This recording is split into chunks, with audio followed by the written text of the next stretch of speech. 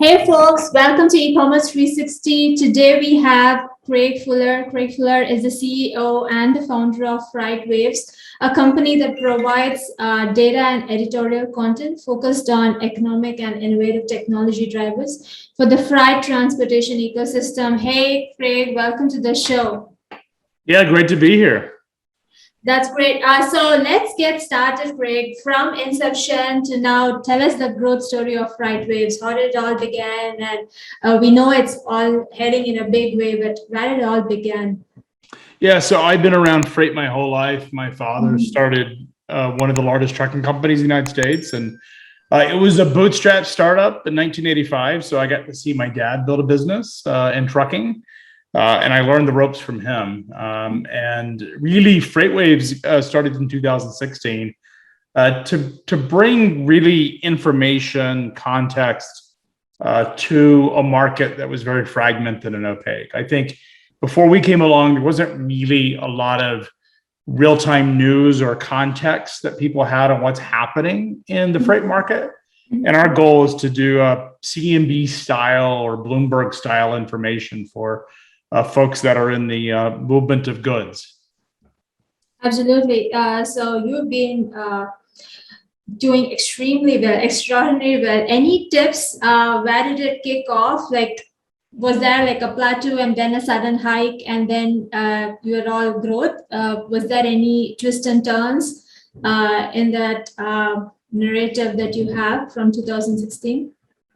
I think a lot of businesses in the early days, it's very difficult because you're just trying to keep your head above water. And I think that was true of ours. And there were times we couldn't make payroll in the early days. But we had a couple of really good breaks that happened in the business and got lucky a few times. And we ended up seeing that as people started reading our content and consuming the information that we were putting out, that they wanted more, and the data kept reinforcing the desire for more information and for us to double down. We didn't set out to be a media company day one, but we realized that there was this substantial gap in the market of information, of it being editorialized, and that's been really the goal of the company, is to provide editorial intelligence to what's happening in the freight.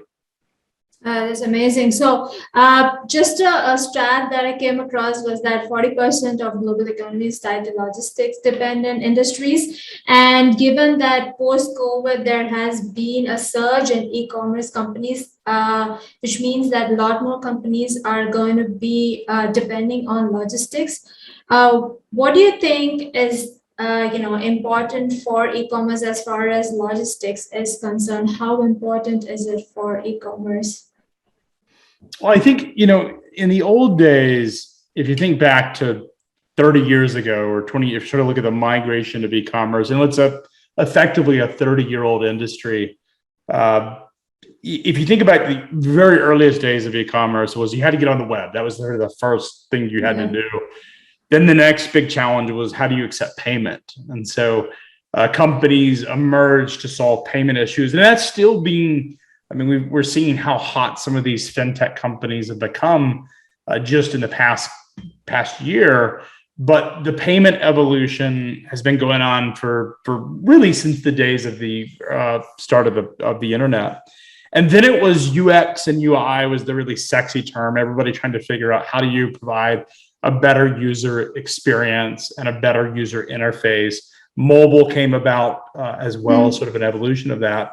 The last thing that anyone thought about in sort of the early 2000s and the mid 2000s was about the logistics or the shipping. And then Amazon came along and changed everything for everyone, because in order to be able to compete against Amazon, every other major retailer had to create a logistics network and operations where they could provide visibility to where products are. They could provide consistency. It would get there when you thought it would get there. The price would either be embedded in the product, or it would be very transparent to you what it costs to ship something.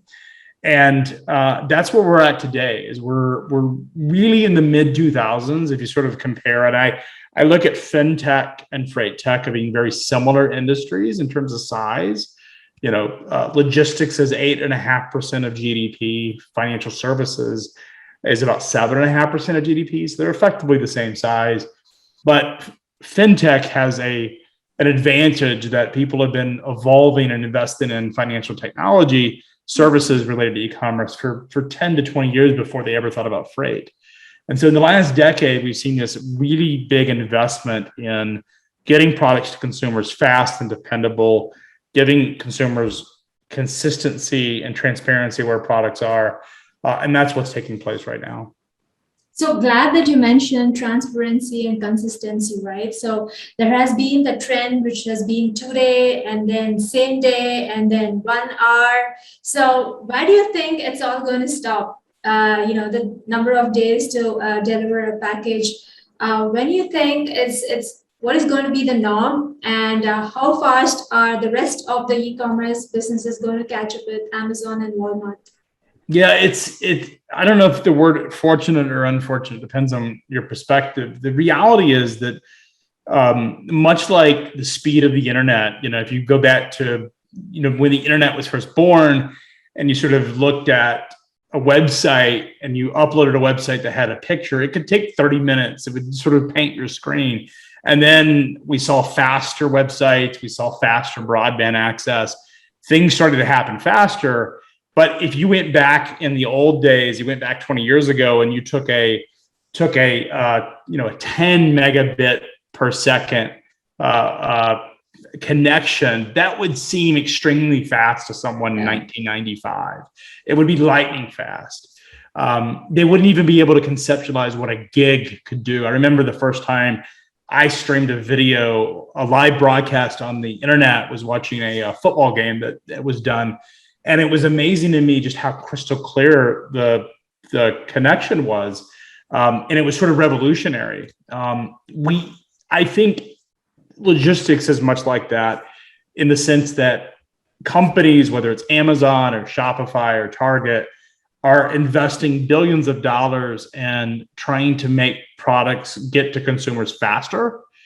And it's no different than the strength of the internet, or the speed of the internet. Is if someone has a faster connection, then you're going to migrate your broadband service to that faster ISP or a faster cell phone. That's why 5G is becoming so important in the telecommunications sector. It's the same thing with logistics. If I can get a product to my house tomorrow and Amazon says it's 2 days, let's say it's a different website, the website that's able to get there faster is going to have the advantage. But what that does is it's like an arms race. Is all of a sudden all of the other vendors, all of the other e-commerce sites have to catch up. They have to provide the same level of speed. And it's just going to be never ending. And until we're at a point where you can order a product and you can get it as fast as an on-demand Uber Eats or Shipped or Instacart or something like that, where it's almost instantaneous, I don't think that ever stops. So I think consumers are starting to expect products to be there same day, if not same day, overnight. And I think it's just time is just going to continue to compress, regardless of the cost.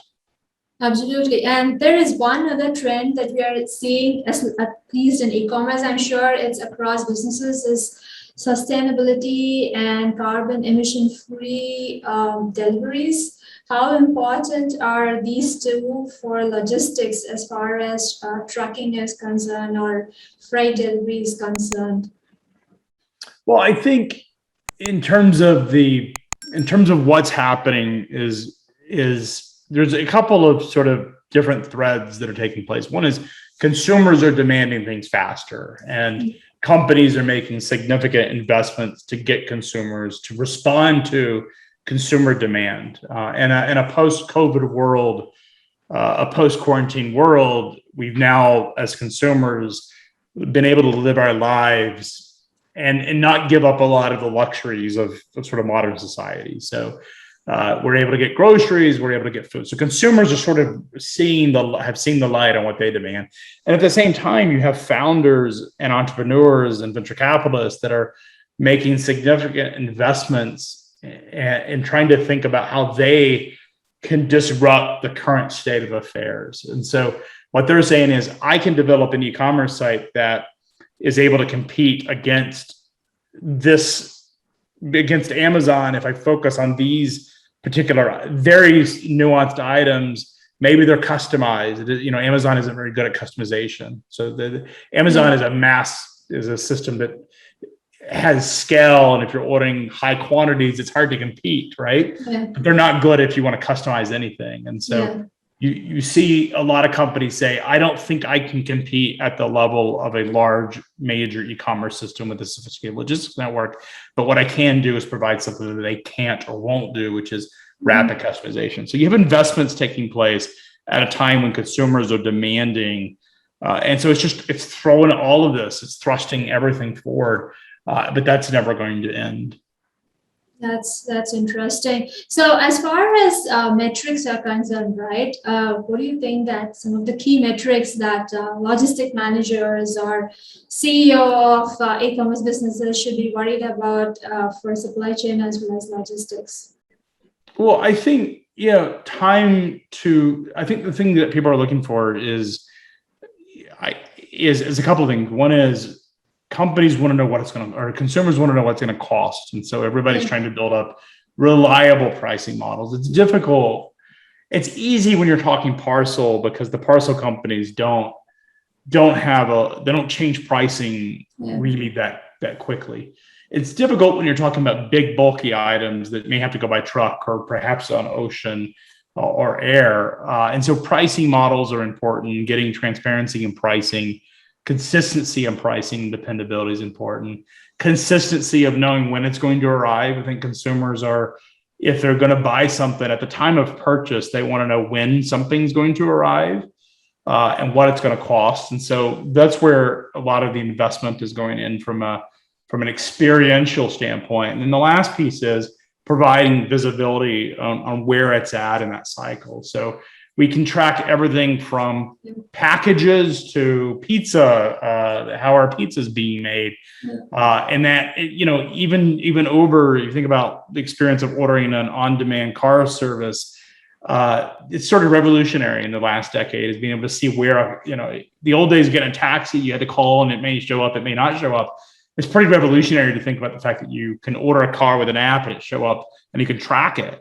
But what that does from a standpoint of a consumer is, even if your business is not historically responding to traditional e-commerce or mass merchant e-commerce issues, is that you have to adapt those, because even the consumer that's buying your products, whether they're in the industrial side or the retail side of the world or the commercial side of the world, we all are humans, and we're experiencing these technology revolutions in our own lives. So we're ordering, groceries and toilet paper and all these items that come to us in our personal homes through these on-demand e-commerce systems. And then when we go into our business life, we then expect that same level of service from these vendors. So it doesn't matter if you look at your business and you say, well, I don't really compete against an Amazon, or I really don't compete against a traditional retailer. I'm in the industrial side, or I'm in a specialized products market. It doesn't really matter, because the people that are buying those products from you are getting these great consumer experiences from these large players. And for all of those reasons, it makes it very difficult for you as a consumer or you as a provider to not make those investments, because people are starting to expect them. We become accustomed to it, and it's irreversible. Yeah. That's fascinating, right? How Amazon impacts various the categories of our lives. So I just wanted to talk about COVID, impact of COVID on freight industry as well as the media industry. How has it been, and how did Freightwaves mitigate the COVID pressure, and probably how, we know that, the logistics didn't do that well when COVID hit, and then somehow it pulled through much later. I think it almost took a year. What are your views on the impact of COVID on logistics and freight? Well, look, it's been great for the logistics industry. I hate to sort of look at this and say, but in times of disasters, whether we're talking weather events like blizzards or hurricanes or earthquakes, tsunamis is an example. Geopolitical issues where companies are shutting down borders. They're, the Brexit and leaving, what the Brexit did in terms of logistics flows, or even COVID. All of those things disrupt. And what it disrupts in the logistics market is this very consistent sort of orchestration. It's like an orchestra. Oftentimes when logistics work, we don't think about it. We sort of take it for granted. I often use the analogy that working in logistics is like working for the power company. Is nobody wants to talk about it. Nobody wants to hear about it. Nobody cares about what you do when things are working perfectly. Just like your power company, you're not interested in talking to the power guy until the power goes down. And all of a sudden they're your best friend. And logistics professionals are in many ways like this. But I think what's happened is this disruption that's taking place at a time when demand is super high has just created so much instability that the logistics professionals that have experience in technology and resources have sort of risen to the occasion. They've been able to build solutions. They've been able to adapt their own business models. They've become far more important today than they were 2 years ago. And so from that standpoint, I think the companies that have high quality logistics partners or are making the investments or just trying to understand how it all works have an advantage over those that don't. And so if you're building an e-commerce system or run an e-commerce company and you don't know how logistics works and how those components work and how they interact with your business, and you assume that you can just give it to DHL or FedEx and be done with it, that probably means that you're at a significant disadvantage to competitors who truly try to understand how to build solutions that optimize the logistics and parcel world or just e-commerce world from a logistics standpoint. So I think there's an opportunity for advantage that COVID's brought us. It's all of a sudden a very important sector that most people have forgotten about. So very closely aligned to that is our final question, which I want to wrap this interview with. What are the future trends for logistics look like? Is it going to be in tech, or is it going to be drone deliveries, or is it going to be AI that's going to take over logistics? What is the hot and happening as far as logistics is concerned? I mean, all of that. So autonomous and autonomy, whether it's sort of local robotic delivery, a college campus and you get a pizza delivered to your dorm, or you're on a golf course and you can have vending of, the cart person that drives around, the guy that's driving around to sell you items at the golf course, all of a sudden is a robot, right? That stuff's easy to sort of see. We're already seeing it. But I think going back to an earlier point in the conversation was you asked, does it ever stop? Is there ever a point when we're satisfied as humans about the speed that we're receiving? The answer is no. And so what you're going to see is a lot of innovation and investment made to get products out to consumers faster, whether it's drone delivery, so air drone delivery, where we can expect that in the next couple of years to happen. AI is a part of that, because in order to have millions of drones in the skies over London or where I live in Tennessee, you have to have some type of artificial intelligence in these devices. You also have to have planning, being able to plan and manage and optimize the planning. So all of it's coming. I think one of the great things that logistics does is it takes the digital world and make it physical, and that's what we're seeing right now is the technology that is improving the lives in a virtual sense of the word are now being applied in the physical sense of the world, and it's pretty exciting times. That's amazing. Thank you so much, Craig, for coming on our podcast and letting our listeners a bit into your logistics world and letting them know that they should be fully aware of the logistics operations, even if they were to hand it off to DHL or FedEx or UPS, just like you mentioned. Thank you so much. Yeah, thanks for having me.